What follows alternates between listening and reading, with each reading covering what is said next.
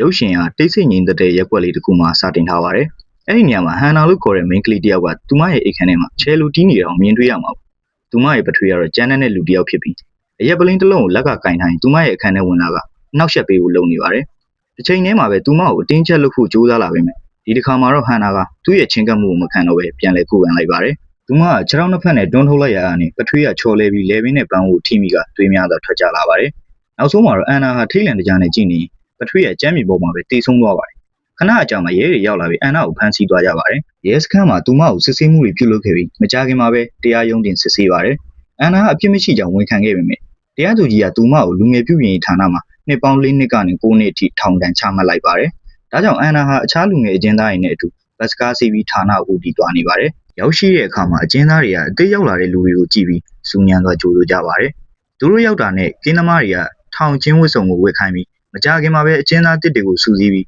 ထောင်ကြီးဖရန့်ကသူ့ကိုယ်သူမိတ်ဆက်ကစီးမင်းတွေကိုရှင်းပြနေပါတယ်။အဲဒီနောက်အန်နာကိုသူမရဲ့အခန်းထဲခေါ်သွားပြီးအဲ့ဒီမှာတိတ်ဆိတ်ပြီးလိုဝက်တဲ့ဂျင်းနီနဲ့တွေ့ဆုံနေပါတယ်။ညအချိန်မှာမီးပိတ်ပြီးနောက်အန်နာဟာမြန်မြန်အိပ်ပျော်သွားပါတယ်။ဒါပေမဲ့ဂျင်းနီကတော့မအိပ်ပဲသူမကိုတိတ်တိတ်လေးကြည့်နေပါတယ်။အန်နာနိုးလာချိန်မှာဂျင်းနီကအိတ်နေဟန်ဆောင်ပြီးအန်နာကလည်းဆက်လက်အိပ်ပျော်သွားပါတယ်။နောက်တစ်နေ့မှာအကျဉ်းသားတွေကအပြင်ထွက်ပြီးအပန်းဖြေကြပါတယ်။အန်နာကတော့တခြားသူတွေနဲ့မပေါင်းပဲတယောက်ထဲနေပါတယ်။အဲ့ဒီအချိန်ကိုဒီဆိုတဲ့အကျဉ်းသားတယောက်ကသူမရှိလာပြီးမိဖွဲဖို့ကြိုးစားပါတယ်။သူကထောင်ထဲမှာအသက်ရှင်နိုင်မှုဆိုရင်အဖွဲတစ်ခုနဲ့ပူပေါင်းလိုအပ်ကြောင်းပြောလာပါတယ်။ဒါပေမဲ့အန်နာကသူမတယောက်ထဲနေလိုကြောင်းပြောပြီးသူ့ရဲ့ကန့်လန့်ချက်ကိုညှင်းပယ်လိုက်ပါတယ်။ထမင်းစားချိန်မှာကိုဒီနဲ့သူမရဲ့အဖွဲကအန်နာကိုထပ်မံချင်းကပ်ပြီးအန်နာရဲ့ရှိနိုင်တဲ့အခြားအကျဉ်းသားတယောက်အကြောင်းတတိပေးပါတယ်။အန်နာကတော့အဲ့ဒီတတိပေးချက်ကိုမလေးမစားနဲ့လေလူရှူလိုက်ပါတယ်။ထို့နောက်ကိုဒီကသူမကိုနောက်မှတွန်းလိုက်ရအန်နာရဲ့အစားအစာတွေကြမ်းမြင်မောကျသွားပြီးအခြားသူတွေကသူမကိုရေမောကြပါတယ်။ညနေခင်းမှာအန်နာတန်ရှင်းလုပ်နေချိန်ကိုဒီနဲ့သူမရဲ့အဖွဲကသူမကိုမှောင်မိုက်တဲ့နေရာတစ်ခုမှာကြောင်ပေးလိုက်ပါတယ်။သူတို့ကအန်နာကိုမလေးမစားပြုတ်မှုတယ်လို့ဆွဆွဲပြီးရိုက်နှက်ကြတယ်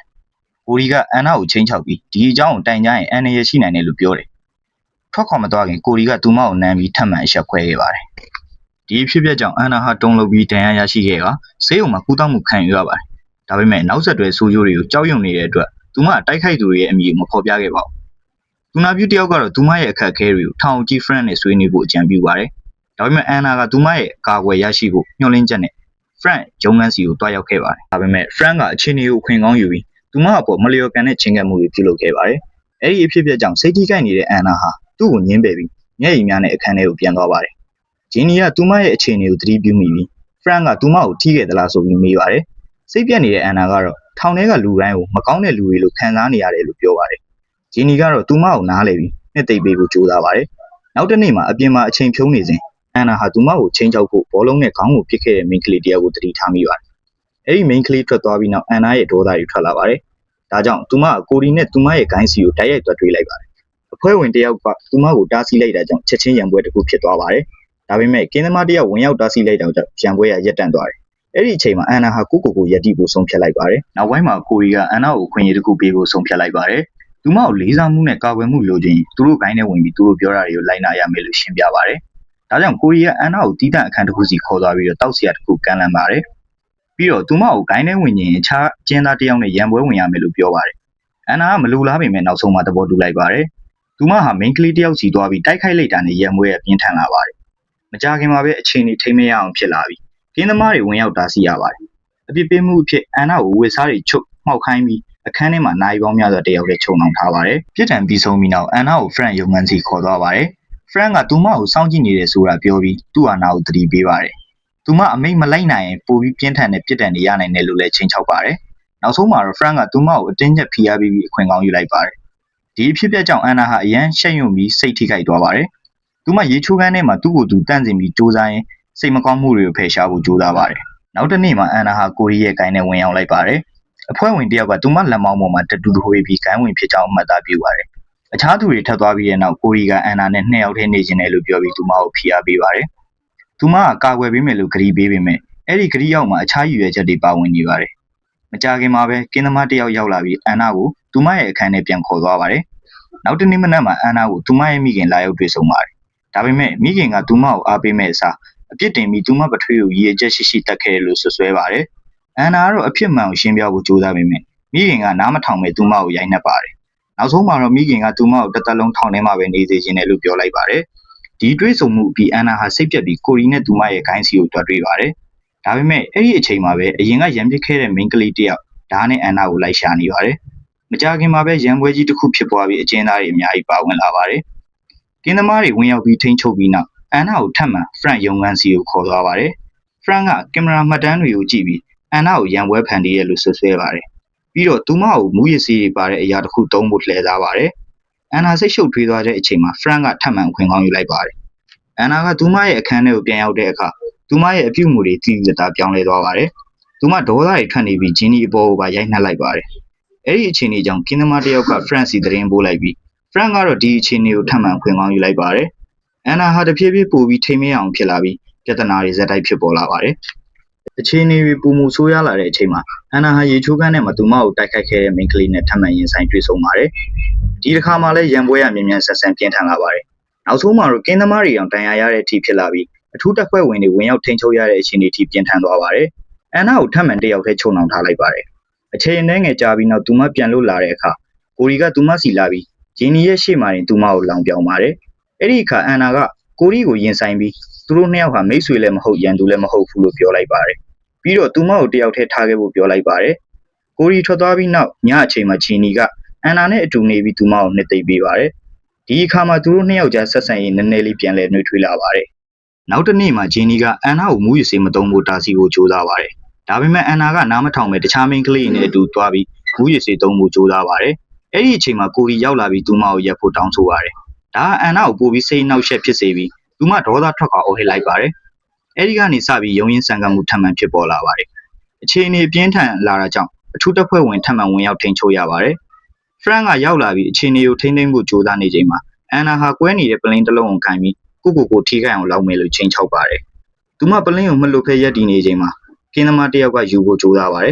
။အဲ့ဒီအချိန်မှာ Frank ကလည်းထိခိုက်ဒဏ်ရာရရှိသွားပါတယ်။နောက်ဆုံးမှာတော့အန်နာကိုအင်အားသုံးပြီးထိန်းချုပ်လိုက်ပြီးအဝေးစားတွေချုပ်ခိုင်းကတယောက်တည်းထပ်မံချုံနှောင်ထားပါတယ်။ဒီတစ်ခါမှာတော့သူမဟာမောင်မိုက်တဲ့အခန်းထဲမှာအချိန်အတော်ကြာနေရပြီးစိတ်ပိုင်းဆိုင်ရာအလွန်ပင်ပန်းသွားပါတယ်။နောက်ဆုံးမှာအန်နာဟာစိတ်ပြတ်အားငယ်မှုကြောင့်သူမရဲ့အစားအစာပန်းကိုခွဲပြီးအပိုင်းအစတွေနဲ့ကိုထိခိုက်အောင်လုပ်လိုက်ပါတယ်။မကြာခင်မှာပဲကင်းသမားတစ်ယောက်ကသူမသွေးထွက်နေတဲ့အခြေအနေကိုတွေ့ရှိပြီးဆေးဘက်ဆိုင်ရာအကူအညီခေါ်ယူလိုက်ပါတယ်။အန်နာနိုးလာတဲ့အခါသူမဟာဆရာဝန်တစ်ယောက်ရဲ့စောင့်ရှောက်မှုအောက်မှာရှိနေပါတယ်။ဆရာဝန်ကသူမကိုကူညီပေးဖို့ရှိနေကြောင်းပြောပြီးအန်နာကလည်းသူမရဲ့စိတ်ထဲရှိတာတွေကိုပြောပြလာပါတယ်။သူမကကိုတတ်ချင်တာမဟုတ်ပဲဒီအထီးကျန်မှုနဲ့နာကျင်မှုတွေကနေလွတ်မြောက်ချင်တာသာဖြစ်တယ်လို့ဝန်ခံပါတယ်။နောက်ပိုင်းမှာအန်နာကိုအထွေထွေကူးသားဆောင်ပြောင်းရွှေ့ပြီးသူမကိုနည်းနည်းပြန်လဲထူထောင်လာသေးပါတယ်။သူမအခြေအနေကောင်းလာတဲ့အခါအန်နာဟာသူမရဲ့မိခင်နဲ့ပြန်တွေ့ခြင်းနဲ့လို့တောင်းဆိုပါတယ်။ဒီတစ်ခါမှာတော့သူမရဲ့မိခင်ကမတူညီတဲ့အပြုအမူနဲ့ပြန်ရောက်လာပါတယ်။မိခင်ကသူမရဲ့အတိတ်ကလုပ်ရက်တွေအတွက်တောင်းပန်ပြီးအန်နာကိုပြန်လဲထောက်ခံပေးမယ်လို့ပြောတယ်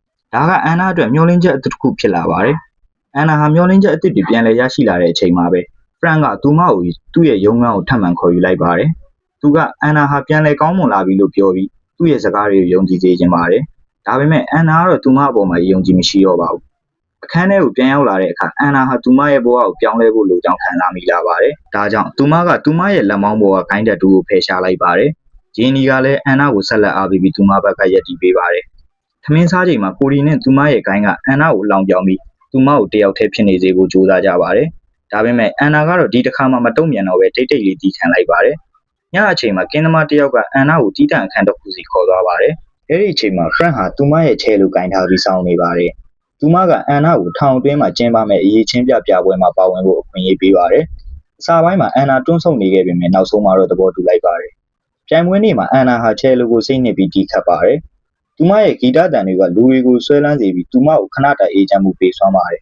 ။ဒါပေမဲ့နောက်တစ်နေ့မှာတော့အခြေအနေတွေပြန်လဲဆိုးရွားလာပါတယ်။အန်နာဟာမင်းသေးပြီလို့ရေးထားတဲ့မှတ်စုတစ်ခုကိုရရှိခဲ့ပါတယ်။မကြာခင်မှာပဲကိုရီနဲ့သူမရဲ့ဂိုင်းကအန်နာကိုခြုံခိုတိုက်ခိုက်ပြီးတက်တူးဖြတ်လိုက်တာအတွက်ဒေါသထွက်နေကြပါတယ်။ကိုရီကအန်နာရဲ့မျက်နှာကိုဓာတ်နဲ့လှိဖြတ်ပြီးအခြားသူတွေကိုလည်းသူမကိုရိုက်နှက်ဖို့အမိန့်ပေးပါတယ်။ဒဏ်ရာပြင်းထန်စွာရရှိသွားတဲ့အန်နာကိုဆေးရုံသို့ခေါ်ဆောင်သွားပါတယ်။ Frank ကလည်းလာရောက်တွေ့ဆုံပြီးကိုရီကိုအေးအေးယူမယ်လို့ပြောပြီးသူ့ရဲ့ရည်ရွယ်ချက်တွေကမရှင်းလင်းပါဘူး။သူနာပြုတစ်ယောက်ကတော့ Frank ရဲ့အပြုအမူတွေမမှန်ကန်တာကိုသတိထားမိပြီးအန်နာကိုကူညီဖို့ကြိုးစားပါတယ်။ဒါပေမဲ့ Frank ကသူတို့ရဲ့စကားပြောမှုကိုစောင့်ကြည့်ကင်မရာကနေကြည့်နေပြီးအဲ့ဒီသူနာပြုကိုဖယ်ရှားဖို့အမိန့်ပေးလိုက်ပါတယ်။ဒီသတင်းကိုသိလိုက်ရတဲ့အန်နာဟာအလွန်ဝမ်းနည်းပြီးစိတ်ထိခိုက်သွားပါတယ်။နောက်တစ်ခါ Frank ကသူမရဲ့ရုံးခန်းကိုခေါ်ပြီးအဖြစ်အပျက်တွေကိုကိုရီအပေါ်အပြစ်တင်ကသူ့ကိုယုံကြည်စေဖို့ကြိုးစားပါတယ်။ ဒါပေမဲ့အန်နာကတော့အမှန်တရားကိုသိပြီးသားဖြစ်ပါတယ်အဲ့ဒီအချိန်မှာအန်နာဟာ Frank ကိုဖော်ထုတ်ဖို့ဆုံးဖြတ်ချက်ခိုင်မာလာပါတယ်သူမကကိုရီစီသွားပြီးအကူအညီတောင်းခံပါတယ်ကိုရီကလည်းသဘောတူပြီးတက်တည်မှတ်တမ်းတင်ဖို့ကင်မရာတစ်လုံးပေးလိုက်ပါတယ်အန်နာက Frank ရဲ့မလျော်ကန်တဲ့အပြုအမူတွေကိုလှုပ်ဝက်မှတ်တမ်းတင်ဖို့စတင်ပါတယ်လူငင်းခွင့်ကြားနာပွဲမှာအန်နာဟာ Frank ရဲ့သဘောတူညီချက်အကြောင်းကိုပြန်လည်သတိရနေပါတယ် Frank ကလည်းနောက်ဆုံးခွင့်ရတစ်ခုလိုချင်တယ်လို့ပြောပါတယ်ဒါပေမဲ့သူမမသိလိုက်တာကသူ့ရဲ့လုပ်ရက်အားလုံးကိုအန်နာကမှတ်တမ်းတင်ပြီးသားဖြစ်နေပါတယ်ကြားနာပွဲအတွင်းအန်နာဟာသူမပြောင်းလဲပြီးပြီဆိုတာကိုရှင်းပြပါတယ် Frank ကတော့သူမကိုမထောက်ခံပဲဆန့်ကျင်နေပါတယ်ဒါပေမဲ့အန်နာကတက်တည်အဖြစ်ဗီဒီယိုကိုထုတ်ပြလိုက်ပါတယ်အဲ့ဒီဗီဒီယိုထဲမှာ Frank ရဲ့မကောင်းတဲ့လုပ်ရက်တွေအားလုံးထင်ရှားစွာပြသထားပါတယ်အာနာပိုင်တွေအန်အားတင်သွားပြီးချက်ချင်းအေးအေးယူလိုက်ကြပါတယ် Frank ကိုဖမ်းဆီးခေါ်ဆောင်သွားပြီးသူ့ရဲ့အာဏာသုံးချမှုတွေအဆုံးသတ်သွားပါတယ်နောက်ဆုံးမှာအန်နာဟာလူငင်းဝင်ရရှိပြီးထောင်ကနေလွတ်မြောက်သွားပါတယ်မထွက်ခွာမီအန်နာဟာဂျင်းနီကိုနှုတ်ဆက်ပြီးသူတို့ကြားမှာအထူးဆက်ဆံရေးတစ်ခုရှိခဲ့ကြောင်းပြသပါတယ်ပြီးတော့ကိုရီးကိုလည်းအကူအညီအတွက်ကျေးဇူးတင်စကားပြောလိုက်ပါတယ်အပြင်ဘက်ကိုထွက်လာတဲ့အခါအန်နာဟာသူမရဲ့မိခင်နဲ့ပြန်လည်တွေ့ဆုံပါတယ်မိခင်ကသူမကိုလက်ခံကြိုဆိုပြီးသူတို့နှစ်ယောက်ကြားဆက်ဆံရေးပြန်လည်ကောင်းမွန်လာပါတယ်နောက်ဆုံးသက်ဝင်ကမှာအန်နာဟာဆင်မြင့်ပေါ်မှာချဲလူတီးခတ်နေပါတယ်သူမရဲ့ဂီတတန်တွေကအခန်းတစ်ခုလုံးကိုပြင်းနေစေပြီးလူတိုင်းကိုဆွဲလန်းစေပါတယ်ပရိသတ်တွေထဲမှာလည်းသူမရဲ့မိခင်လည်းပါဝင်နေပြီးမျက်ရည်တွေဖြင့်သူမကိုကြည့်နေပါတယ်ဒီအချိန်အန်နာဟာသူမရဲ့နာကျင်ခဲ့တဲ့အတိတ်တွေကိုကြော်လာနိုင်ခဲ့ပြီးဘဝအသစ်တစ်ခုကိုစတင်နေခဲ့ပြီဆိုတာကိုဖော်ပြနေပါတယ်ဇလန်လေးလည်းပြီးဆုံးပါပြီ